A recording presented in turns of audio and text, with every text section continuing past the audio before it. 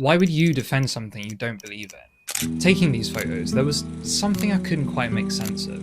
Why would Vietnam choose to rebuild the symbols that represent everything it stands against? Hue Imperial City was the seat of emperors. It represented absolute power, hierarchy, control, a system under which the people of Vietnam suffered for hundreds of years, and eventually one that they would overthrow. So what happened here? Why was it destroyed? The last emperor stepped out of this palace in 1945, and then came the war. First it was with France, then it was with America. In 1968, the single most deadly battle took place right here, within the palace. The Marines complain that they're taking heavy casualties because they're not blasting the old city indiscriminately. So far, they've held back in order to spare what is culturally the most important city in Vietnam. In the end, they caved, and they did decide to bomb the Imperial Palace, which allowed the South and the US to win the battle in Hue. But it came at the cost of exposing the war internationally for what it really was. A quagmire of scorched earth that just could not be won. The war ended in 1975, but the palace sat in ruins for another 20 years.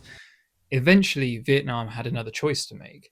Did it want to let the palace rot into the past, or did it want to rebuild it? They chose to rebuild it. It was one of the most difficult restorations in history. It cost millions of dollars. International efforts to remap the complex from burned and ripped records, restoring entire rooms covered wall to wall in poetry, and detailed murals depicting the exploits of the nobles who once made the people of Vietnam suffer. But rebuilding the imperial city wasn't about imperialism, emperors, or even the past.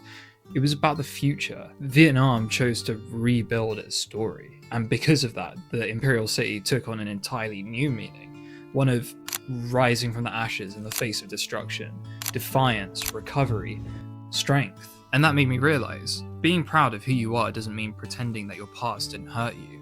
It means understanding it. That's the only way you can move forward.